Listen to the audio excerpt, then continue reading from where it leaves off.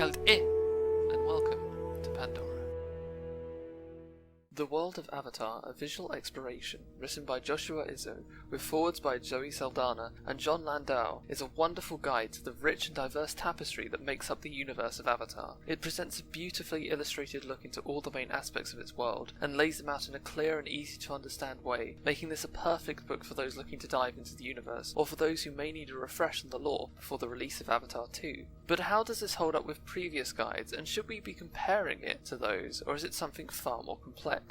Today I'll be breaking down my thoughts and feelings on the book, now I've had time to process all that it has to offer, and see how well it encapsulates James Cameron's world. Before we talk about the book, I think it's best to look at what came before. In 2009, Avatar released worldwide, and at the same time a small companion book was released to help fill in the gaps that the film could not cover. This was the Activist Survival Guide, and it quickly became the go-to reference for the greater lore of the franchise moving forward. So much so it was bundled with select copies of the film when it was released on Blu-ray. Being a companion piece to the film, and written as an in-universe guide, it had to delve deep into the more obscure and strange elements of the universe. Due to this, it could focus more time on the deep aspects of the lore and aim to appeal to those who had already seen the film and were invested in the world. So when the world of Avatar: A Visual Exploration was announced, there was a lot of expectations going into its release and how well it could replicate the survival guide's depth. However, after reading the book, I really don't think it's fair to compare them, as they are each trying to cater to a different audience and each succeeding in what they offer. While the survival guide may have been a deep dive into the universe,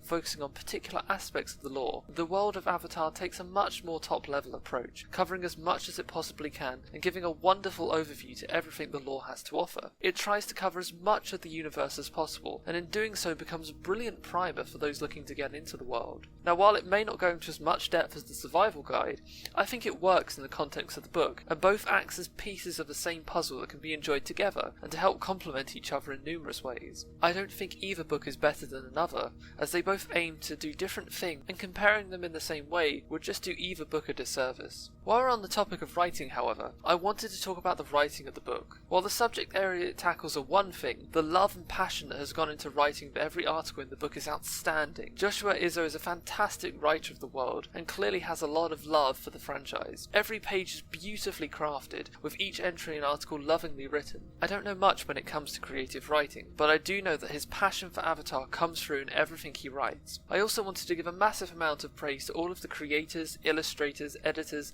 and others who helped to bring this book to life, as you can clearly tell that they all have a love of this world. We as a community cannot thank you enough for making this possible, and I do hope that if you have picked up your copy, you let your thanks be known to everyone who's worked on this. So now I wanted to talk about some things that I really loved about the book, and some things that I felt could have been approached in a different way. The first thing to talk about is how beautiful each pages are, from the artwork used for each article to how well laid out every piece of information is. Not only does this make for clearly defined sections, but it also helps to make the information even more accessible to newcomers. A massive congratulations and thank you to all of the artists involved in this book for bringing Pandora to life wonderfully. While there is a lot of the same information that was previously presented in other sources, there are also several new lore entries and articles.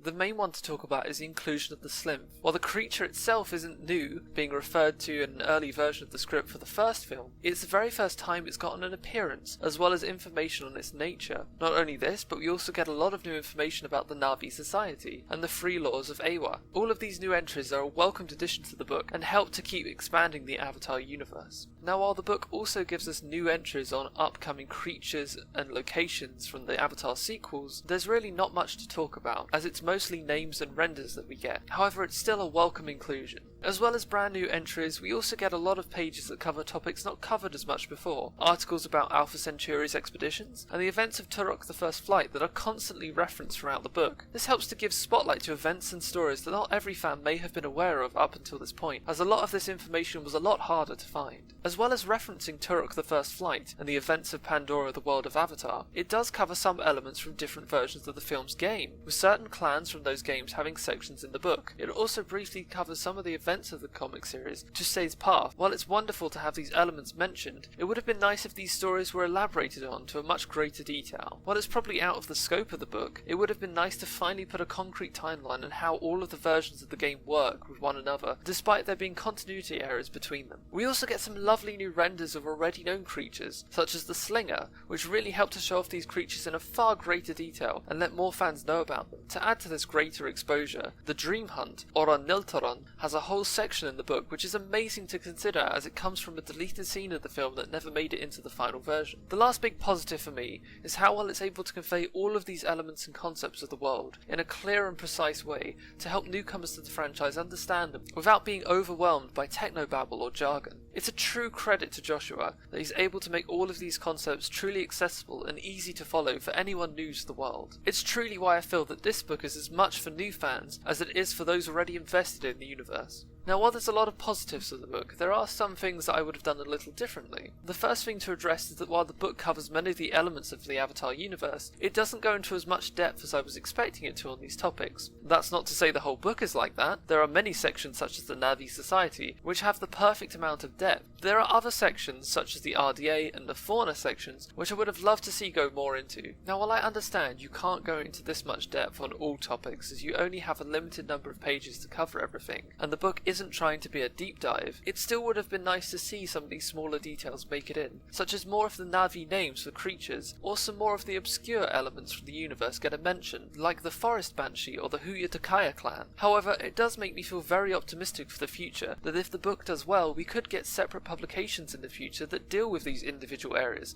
and have the time to go into far more depth. Another thing that I noticed while reading is that despite the references to many of the external media of Avatar, certain elements have been left out entirely. Most notably is the lack of any material from any of the other comic book series, such as Avatar The Next Shadow, and any material from Pandora Rising. Now, while I understand that the material may be more obscure, and in the case of Pandora Rising, not relevant anymore now that the game has been announced to be closing down, it's still a part of the universe, and even a small mention of some of the elements from these would have been nice to see included. On the same vein as this, the book does make some reference to the frontiers of Pandora, but nothing seen in the trailers is presented in the book. Now, I never imagined or expected there would have been this, as the game is far away from launch, and most of its story and lore will be kept for a reveal closer to the point, but it does give me hope that seeing how it wasn't included here, we could get a new publication around its release that covers all of this. It's just something to look forward to for now, as this is in no way a negative point for the book, but just something I wanted to mention. Overall, the world of Avatar of visual exploration is an amazing book for any fan of the franchise. Not only does it try to encapsulate everything the universe has to offer, but it presents it in a way that both new and old fans alike can enjoy. While I wish there could have been a little more content within and further depth for some areas, it still manages to cover all of the most important elements for new fans, while giving some wonderful new additions for those returning. This is a book made for those looking to get into the universe, or for those returning to it after a long time. If you have friends or family, or just someone you know who's interested in Avatar, this is the perfect book to get them.